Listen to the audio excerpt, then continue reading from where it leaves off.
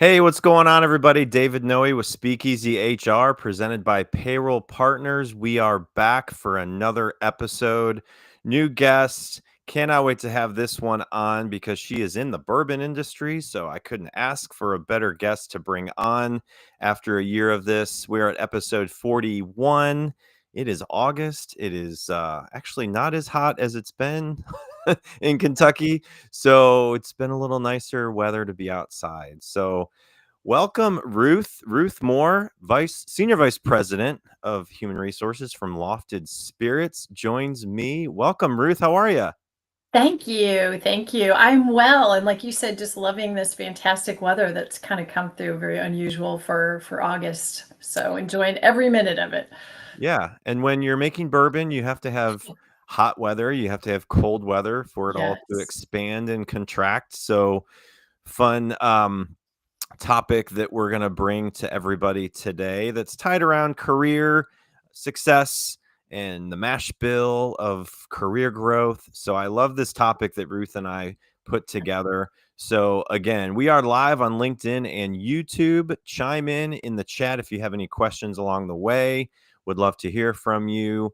So for those of you who are new to Speakeasy HR, I am the host, David Noe. I produced this starting last year and now have a website where you can find all the past episodes on Spotify and everywhere else.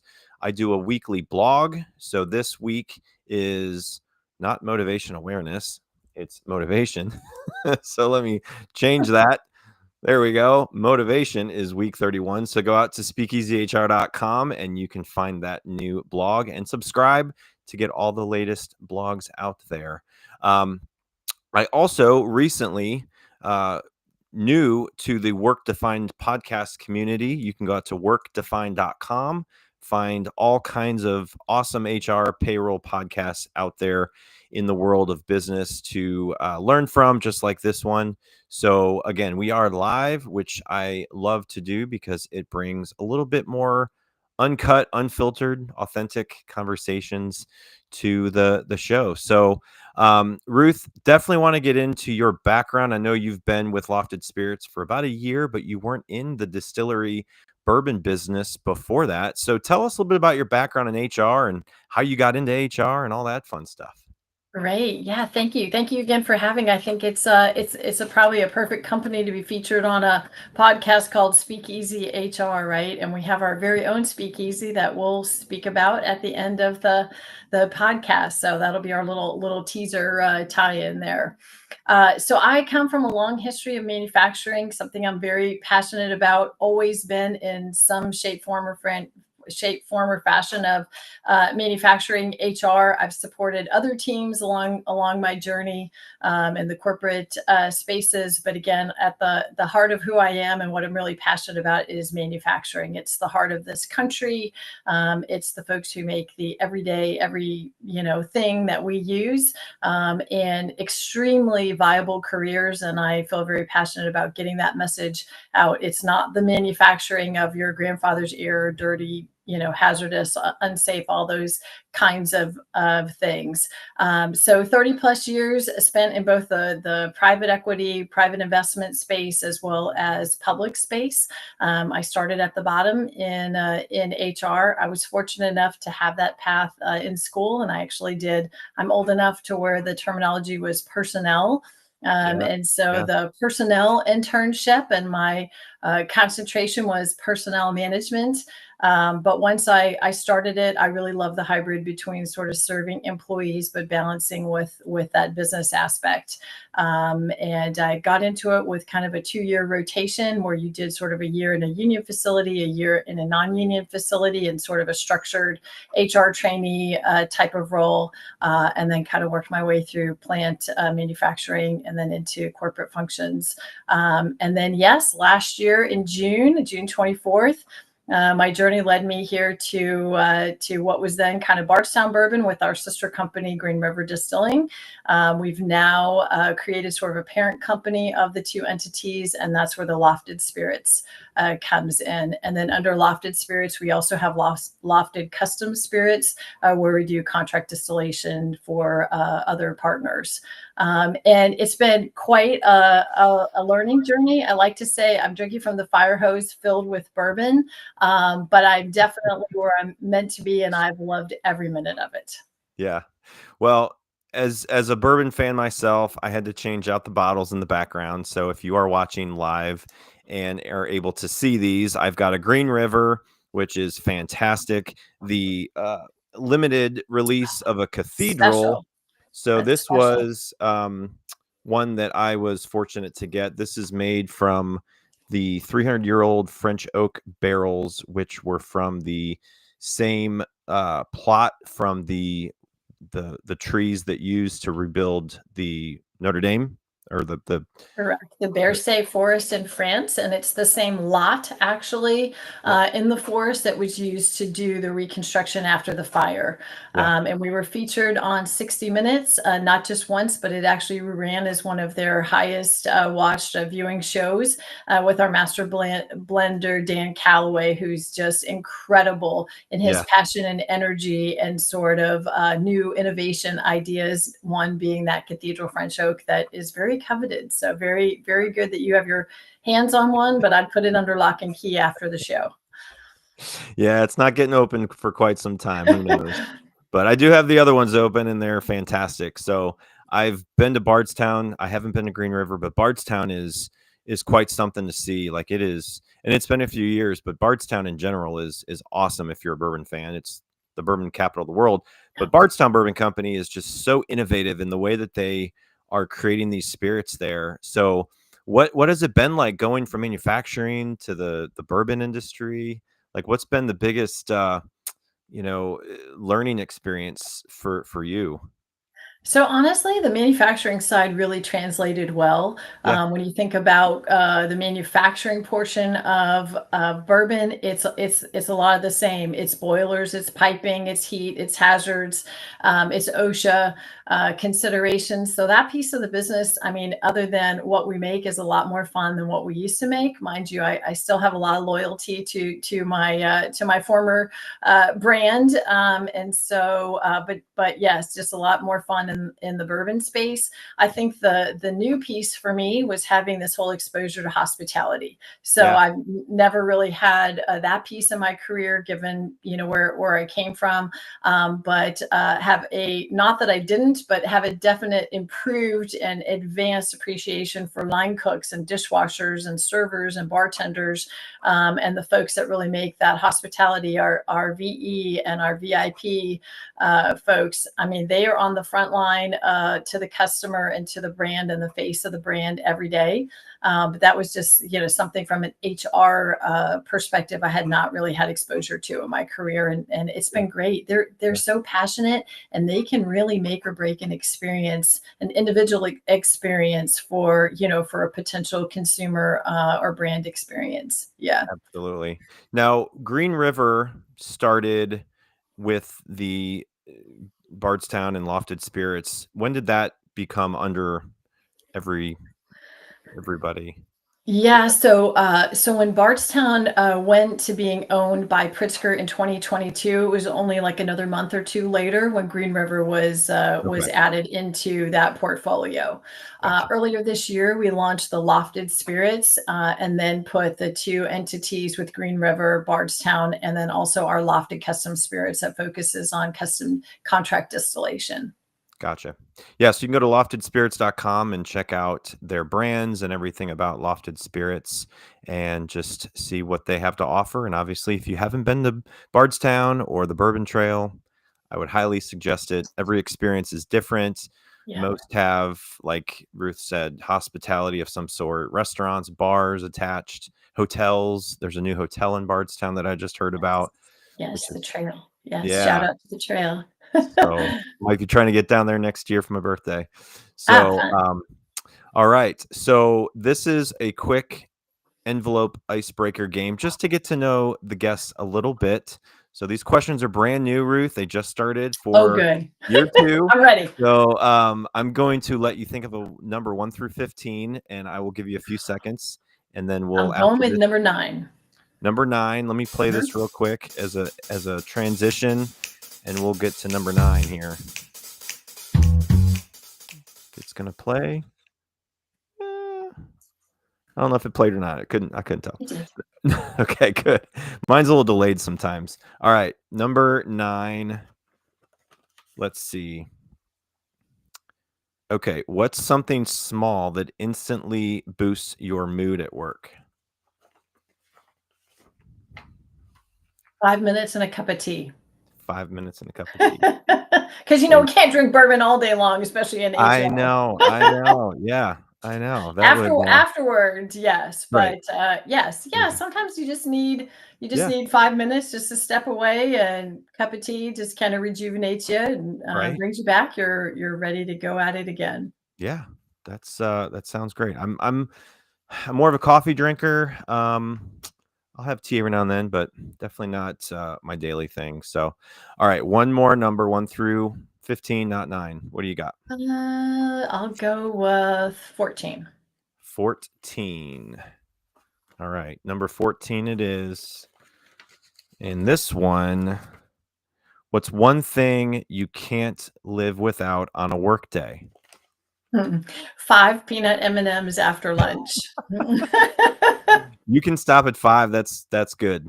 Yeah, you just need I 5. It's just that little bit of sweet at the end of lunch and a little sugar and chocolate pick me up.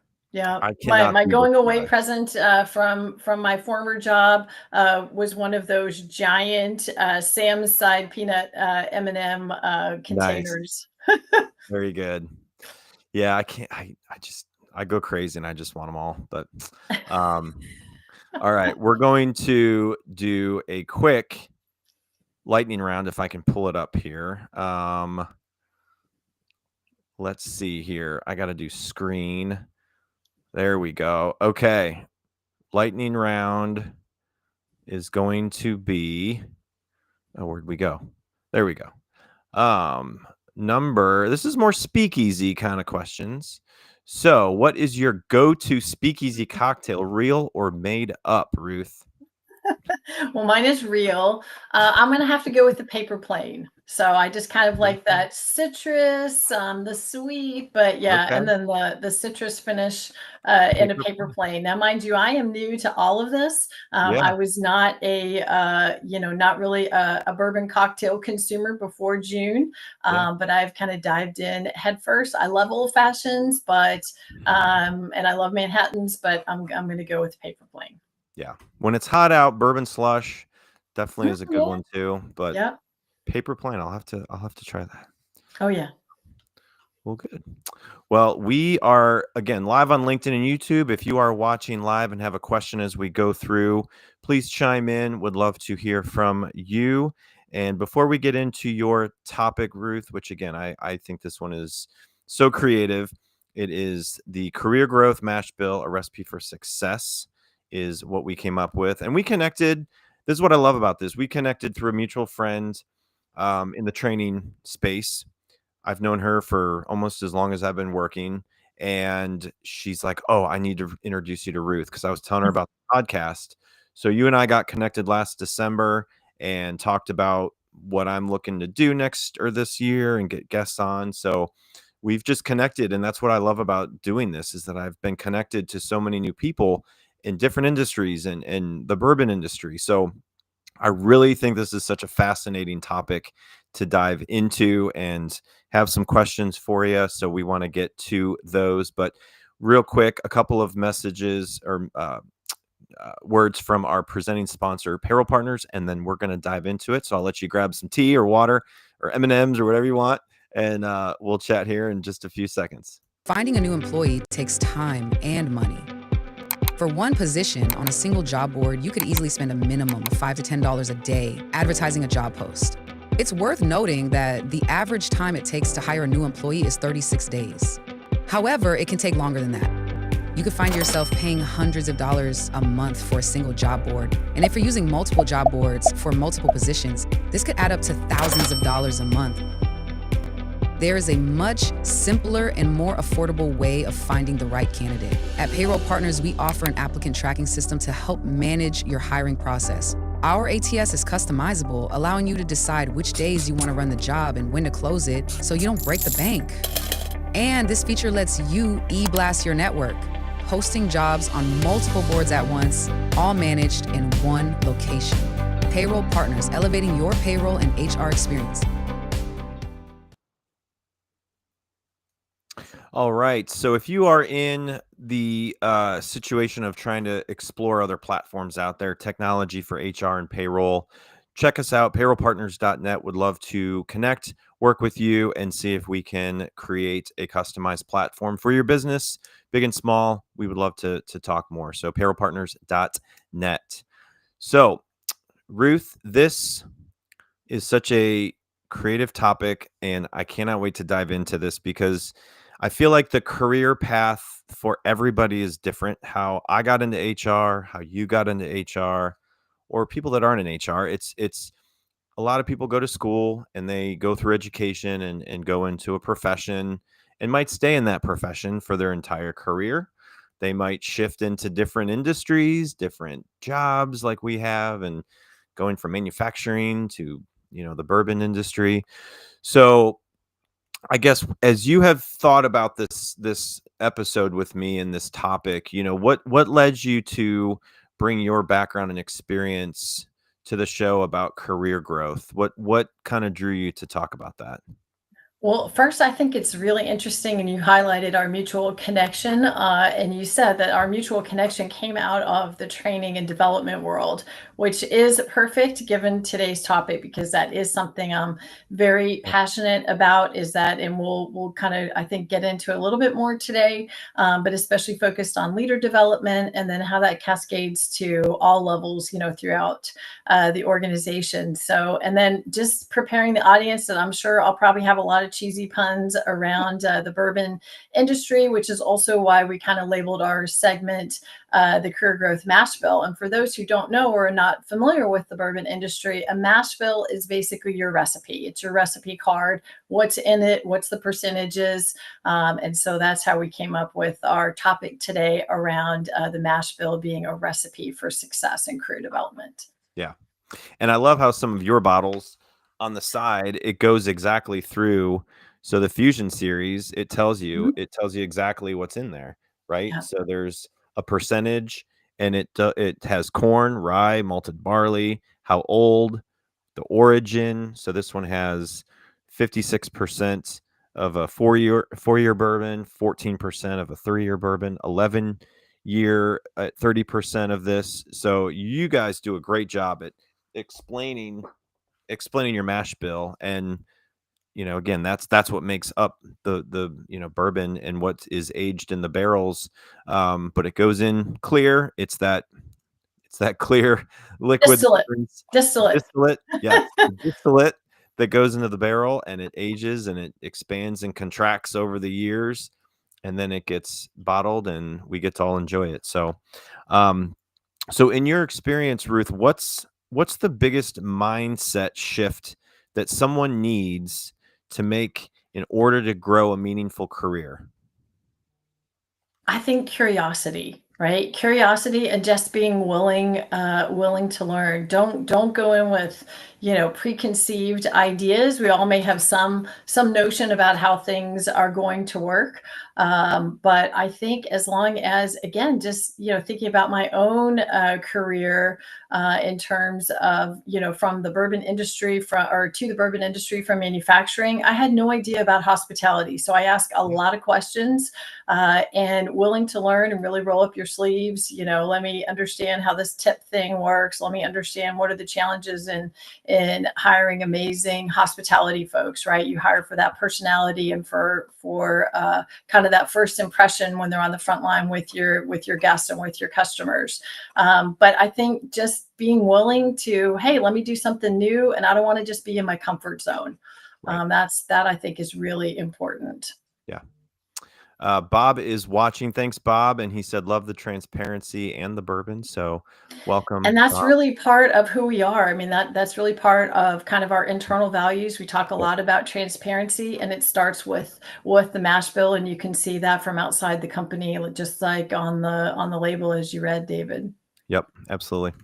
And I've got on my board back here, champions adjust, y'all. That's like what I live by. I mean, you have to be able to adjust, be curious, like you said, but you have to be able to adjust because there are people going through layoffs. There's major companies, even in my area in Cincinnati, Kentucky, massive companies doing massive layoffs in 2025. And, thousands of people are going to be out of a job. And so, you have to be able to shift and adjust and be curious and be ready to go from potentially an industry that you're not familiar with, from a industry that you are familiar with. So again, everybody has to adjust, and I think the curiosity is so important. Um, so what's one piece of career advice you wish someone had told you earlier, and now you share with others? I think especially for young people entering careers these days, no matter what career field that you're talking about, but I do think it definitely relates to HR, is it's really about trying it all. There are Hmm. so many options and so many paths that you can go that sometimes it's about trying something and finding out that you don't like it. So you can kind of cross that off the list, versus, oh, let me just find that one thing that's my passion. And but you don't really get that until you're willing to really dive in and try it. Plus then you've learned, just like we spoke about a minute ago. You take that experience, you take that learning with you.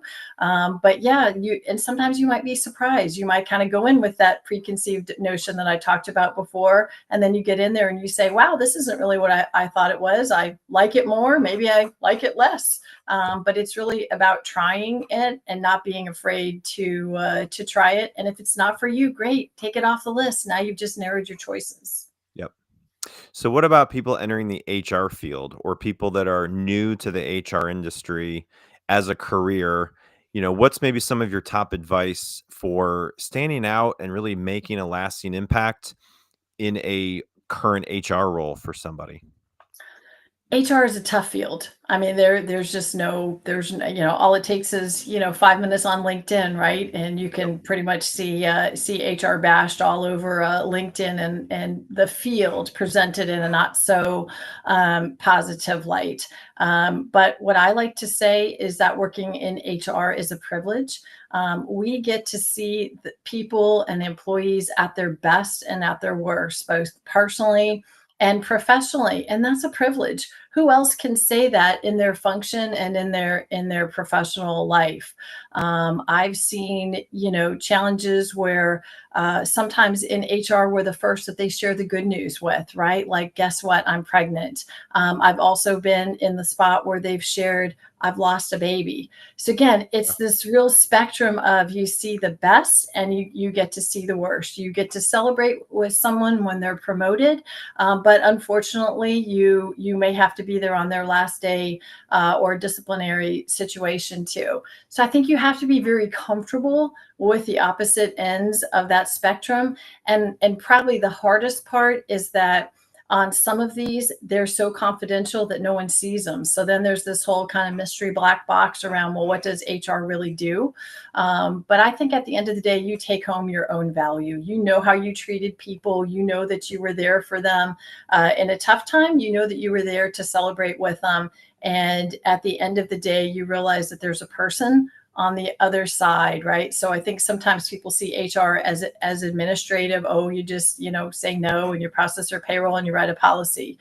And I think if that's how you go into HR, you will have missed the journey of truly working in the function that I personally love of HR. And as long as you realize that, yes, you're processing payroll, or you're writing a policy, or you're making a decision, you're still impacting people positively or negatively. And I think when you have that mindset, that really frames what you do all day long, right? And you have to love it. You have to, not to say that there aren't days that it's an energy taker, but then I think, okay, well, if today was an energy taking day, how do I come back tomorrow and I'm the energy add for somebody else? But it is a very privileged position. I'll just go back to that with where we sit in HR. I truly believe that. Yeah. So you mentioned curiosity. So I would imagine in your career growth mash bill, you've got curiosity so far. Um, and you've got for that last question, I would say, um, let's see, what would that be? More of wanting to make an impact, Balance, balance, right? Because balance. Yeah. you're seeing it all, but you're also seeing the highs, you're seeing those really hot Yep. days in the rick house, Yep. and you also see the lows, right? The really cold days in the rick house. And for those outside the bourbon industry, the rick house is the warehouse where the barrels are stored. Yep. So, what's something HR professionals often underestimate when it comes to helping others grow their careers? I think you sometimes you have to just take a chance. I Mhm. think we want it all to work and we want it to be, so scripted and like here's the perfect candidate. They're just going to check out all the boxes. Well, unfortunately, people are not robots. We don't check all boxes. And sometimes you just have to be willing to take a chance on someone. Maybe you see that spark of curiosity or that love of learning. That doesn't mean it's going to work out. My favorite saying in recruitment, my team hears it all the time, is recruitment is an art, not a science. It's just not, right? And sometimes the candidates that you think are just slam dunks don't work out. Sometimes the candidates that you're like, gosh, I really hope this one works out, is just a rock star. That's because we're all people, right? And people can be unpredictable in positive ways, but you have to be willing sometimes to kind of roll that dice and kind of say, okay, I see some really positive things. We're going to take a chance. Yeah. So, how can HR leaders create a culture where career development isn't just like a buzzword? It's more where it's valued there.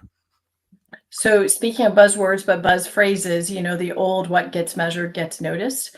And I think it's about KPIs. So Mhm. if you have metrics where you're talking about how many internal promotions, have we given? What kind of dollars are we? I like to call it investment dollars. What kind of investment are we making in our people? Yep. You start looking and kind of framing that out. And then that also helps you to translate in a business way to the CEO and to the other executive team, where they see it's like it's not just this nice to have, touchy feely, oh, nice, we promoted somebody.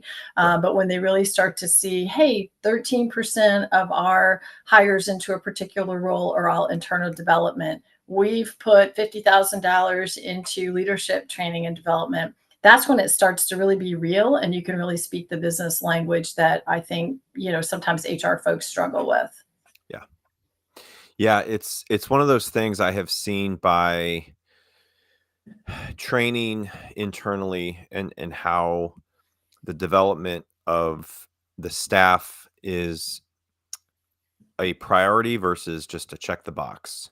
Yeah. And there's really organizations out there that value a career path within the organization and provides it and promotes it and supports the individuals within that. But then if you are in an organization where there's not a lot of training, it's just, you're thrown out there and hopefully you figure it out. um, Everybody learns a little different. Obviously there's new technology out there that continues to help people learn, but the companies really have to make training a priority, make it part of the culture, make it part of discussions with applicants, interviews. When people ask, like, what's the career growth here? Like, how does that look? Are people promoted? Are people, transition to management that weren't managers before? It's all specific to the industry, to the company that you're in, but definitely very important. So, um, okay, so if you could wave a magic wand and change one thing about how companies approach career growth, what would it be?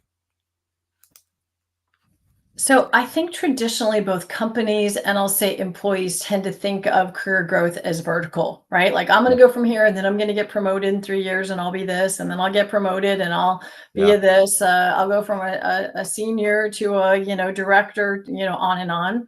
I think the challenge that we have is to say sometimes it's not vertical, it's horizontal. Hmm. And what about the customers that internal customers that you deal with? So I always like to say that in HR, we really are sales, only instead of, although in this industry, you can also sell our product all day long, but we sell the company all day long. So Right. our skills in HR are often very transferable on a business development or on a sales side of things.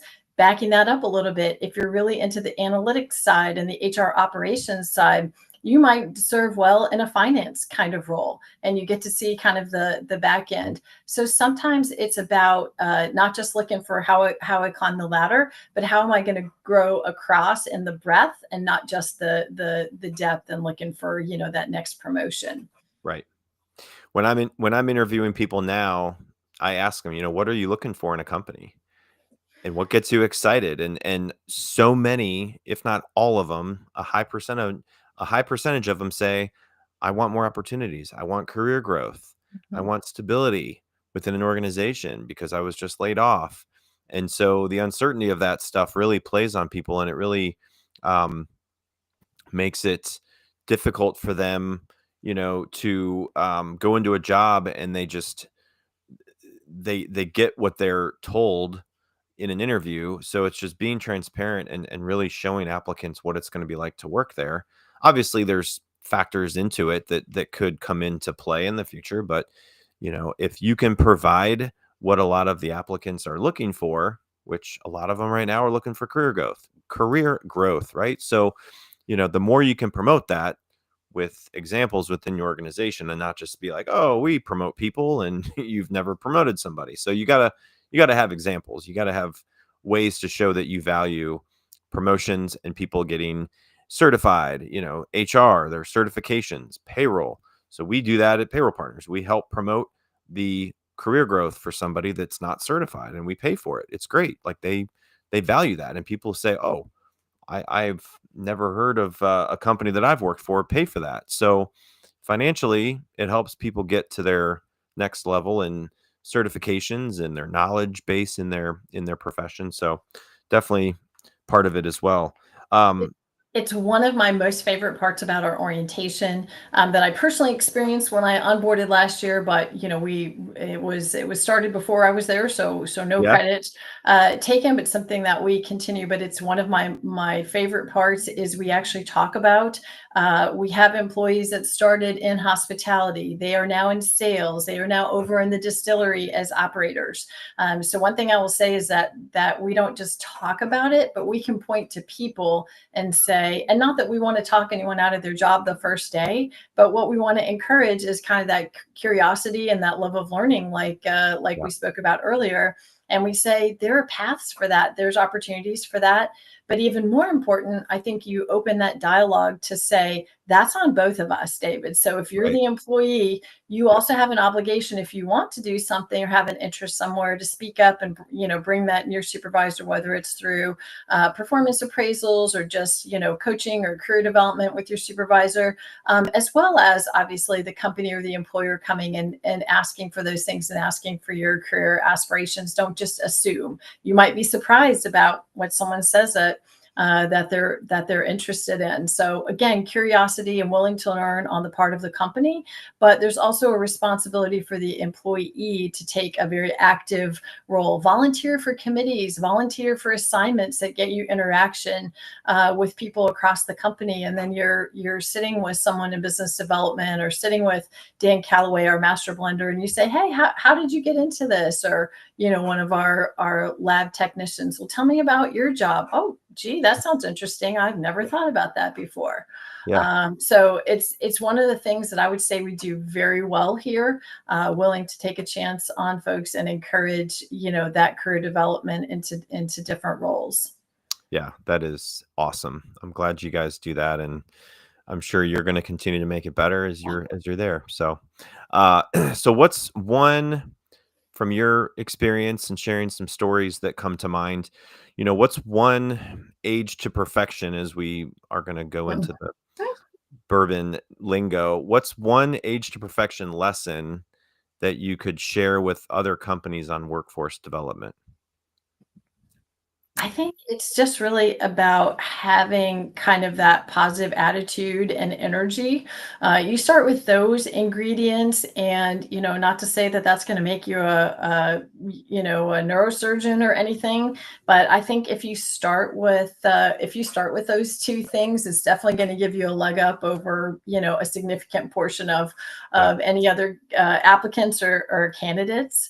And then really, from that, again, for us in HR, it's about recognizing, like I said, it's the people aspect, balanced with, with the business. So again, it's that whole kind of business side of things that you have to realize that, we represent the employee, but then how can you do that in the best overall way for the company? And sometimes it's an either or, right? Sometimes there's not. But in my experience, I will say that usually if you really look hard enough, you can find kind of a compromise position for both.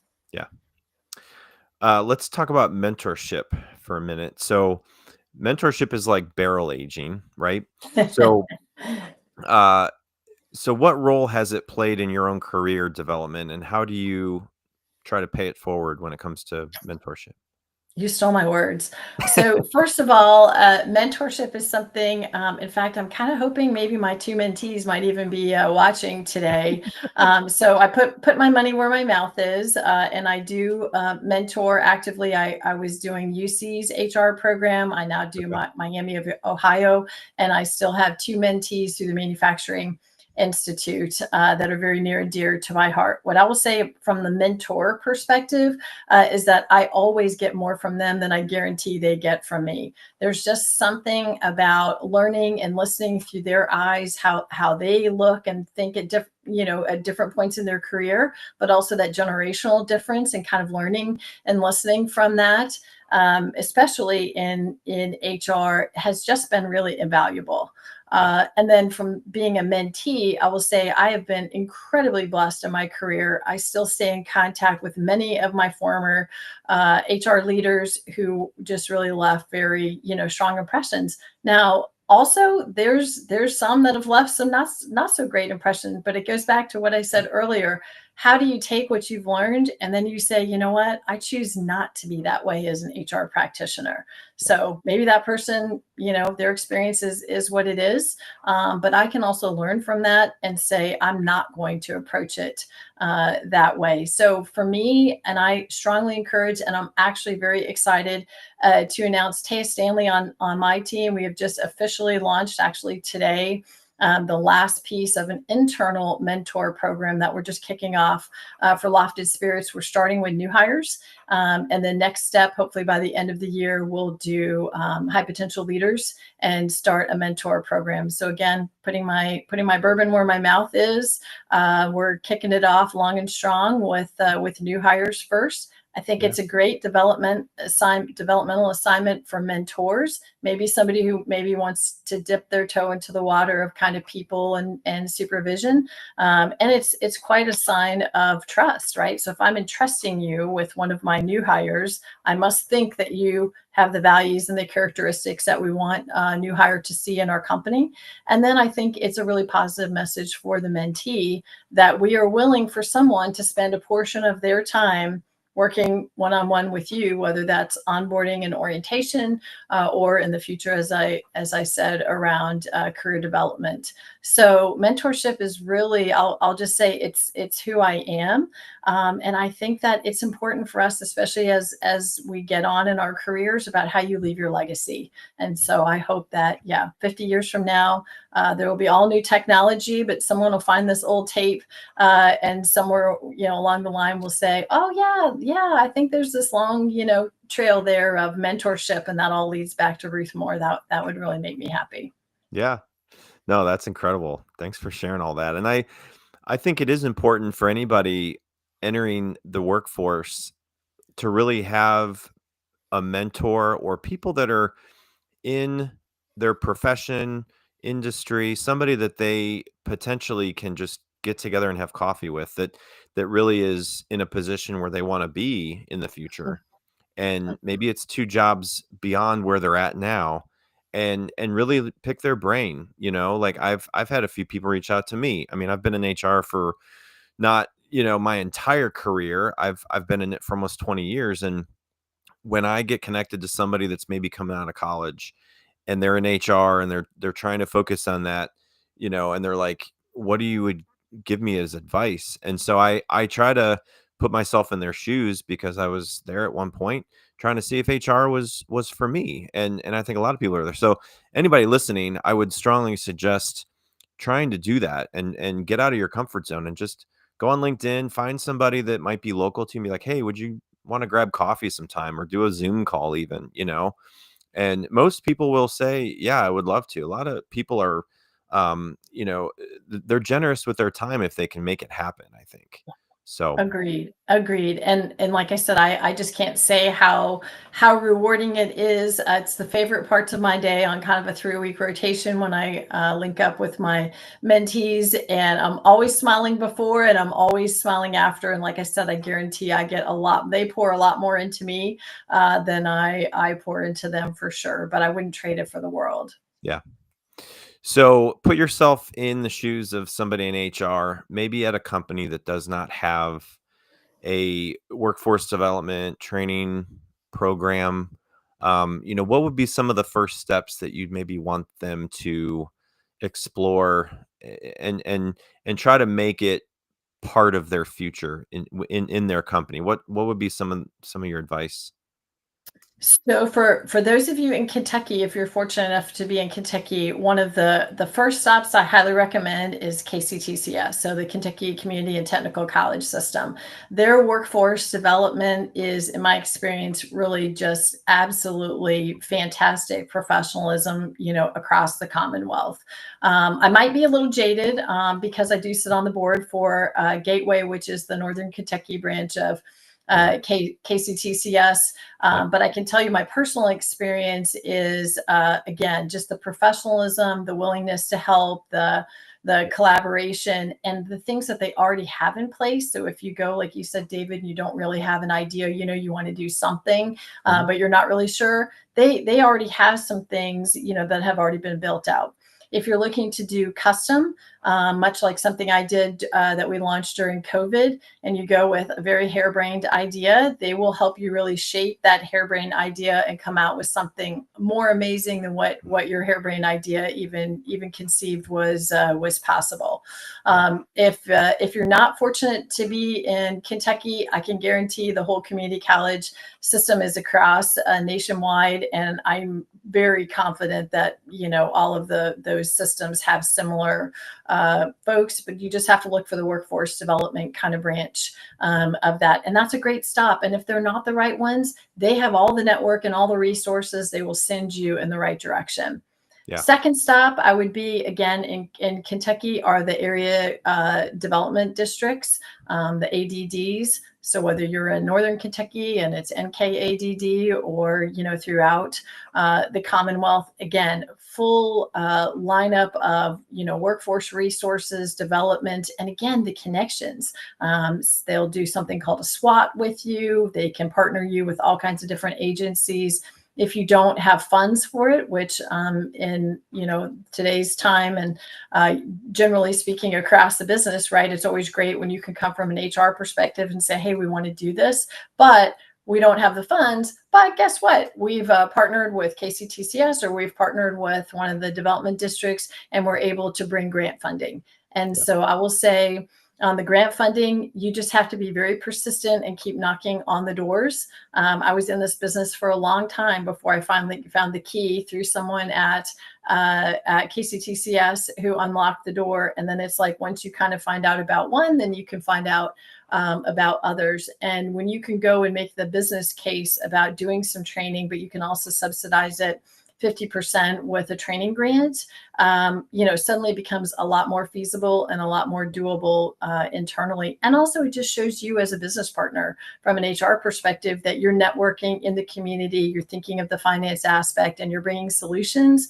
not just a hand wringing of, oh, gee, I know this is going to cost us $10,000 and I don't know where we're going to get it from. So those would be my first two stops, and I can't recommend them highly enough. Yeah. And I'm glad you brought that up, because we did go through that last year for a training grant and we got approved. And so we went through that whole process, and it, takes a little time and effort. But I mean, I would, again, if you're in Kentucky or another state, I would just do exactly what Ruth said and see if you can find something out there in your state to help you with that. So, Ruth, the last question I have, and it's more about the full mash bill of your career success. So what ingredients, I know you talk curiosity, balance, what would be the ingredients that make up your personal mash bill that you would share? Yeah, I mean, I think you've touched on them. I think just bringing that passion again, just I love what I do every day, and I always say if I'm not smiling, not that everything we deal with is smileable, if that's a word, but you have to look for the good. And I also like to say I think that we should be slow to criticize and quick to praise. Yep. You set that tone, and it one of the things that we do in our staff meeting, my HR staff meeting every week, we talk about our 5 values of the company. And I ask, where in the organization have you seen our values on display? And, someone might shout out, well, our groundskeeping crew, during the heat, right? Their agility, which is one of our core values. It might be internal to the HR team. Thanks for, collaborating and helping out with our team value. But you start doing that enough, it goes back to the what gets measured gets noticed. You start to see those things and you really see those add up. So I think the mash bill really is about energy, and it's about focusing on what's important, and never forgetting again that there's people at the end of our processes. That to me is really paramount, and not forgetting that it's a privilege. So don't take that confidentiality, don't take that knowledge that sometimes we have of people in their situations for granted, because we really are very trusted in the organization with that information. And trust is easy when you have it, but boy, once you break it, it's so tough to get back. It's also one of our 5 values. And I think, something that I'm very fortunate that I have an HR team that I work with and an executive team where that trust is really paramount. Yeah. Well, thanks for sharing all that. That was great. I didn't know what you would have in your mash bill, but it's all very good advice, and I strongly suggest people, write all those down, rewatch this on demand, and really just try to apply that to your current situation, and hopefully that will help you out. So, before we get off, Ruth, I wanted to bring up the Green River Distillery that you wanted to talk about a little bit, and what they have Sure. going on there. Yeah, so back to 2 of my other favorite topics, which is Bardstown Bourbon Company bourbon.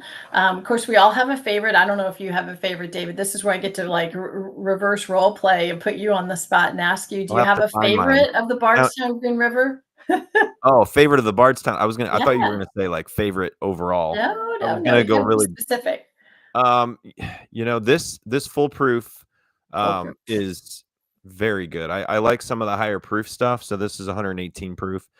This one's very good. I haven't had all the Green Rivers, but that one's Okay. really good. This this was my recent Bardstown pickup, the wheated. Um, Yes. if you like a wheated bourbon, Yes. this is very cost effective, and it's not as hard to find as other wheateds, and it's 106 proof. And I have blind tasted this against some of your competitors, and this is by far better. Not that you are Oh, paying me to nice. say that. It's 100 drinks at a little lower proof point, because I personally don't like the higher proofs, but that one is a favorite. And then the green, so I'm a weeded girl, so Green River weeded is my everyday go-to for sure. Yeah. So Yeah. we just opened in June our Green River tasting room on Whiskey Row on Main Street, about 7 doors down from our Bardstown bourbon tasting room. I really encourage anybody in the audience, if you're in the Louisville location, to stop by. Very different experiences, but both absolutely amazing. So Bardstown is more about the new, the innovative, the modern, little cheeky, kind of trying out some different things. And then Green River is really more your kind of historic. We have a long history, and really kind of playing on that history. Speaking of speakeasy, which is how we started our session today, there is a hidden speakeasy at the Green River Tasting Room.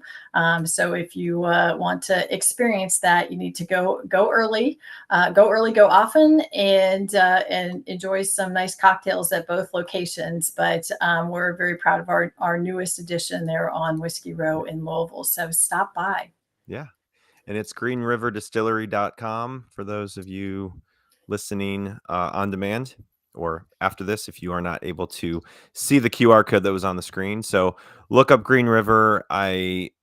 You also told me about the bottle and how there's a little spot at the bottom, which if Yes. nobody has seen this before, it's like a horseshoe.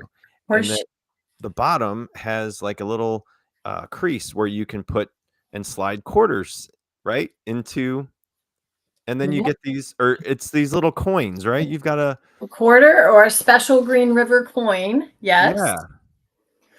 Yeah. It's called So Shoot the Shoe. You can also find videos on YouTube, and it's a little bit beautiful. like, I guess that would be kind of like shuffleboard or Yeah. something. And yes, the Green River coins and a quarter are made to fit just right in that slot of the horseshoe when the bottle's at the end of the bar. So makes for a fun game too while you're enjoying your cocktail. Yep. Bob making me want to take a road trip after breakfast to Nashville. We're not that far from Nashville. Come No. on down. You can stop in Bardstown and stop at the distillery Yep. and then make it to Louisville, and then you can check out both Go right tasting rooms, Green River and Bardstown. Yeah. Perfect. Well, good. Well, Ruth, this has been great. I've really enjoyed learning from you and having that bourbon distillery twist into the topic. So thank you for coming on and sharing your knowledge and experience in HR and everything that you've been involved in. I certainly wish you all the best, and hopefully we'll keep in touch, and Absolutely. we'll have to meet up sometime in the speakeasy or somewhere and have a drink and talk more. So Sounds great. I'd love to host you. Thank you for having me. Thanks to everyone who was listening today. I hope that you can go out and make a difference and look for ways to develop and invest in folks and really help along their career journey. So cheers. absolutely. All right. Well, thanks everybody for tuning in. Ruth, take care. Thanks for Thanks, coming David. on, and we'll see everybody next week. Thank Take care. you. Bye-bye. Take care.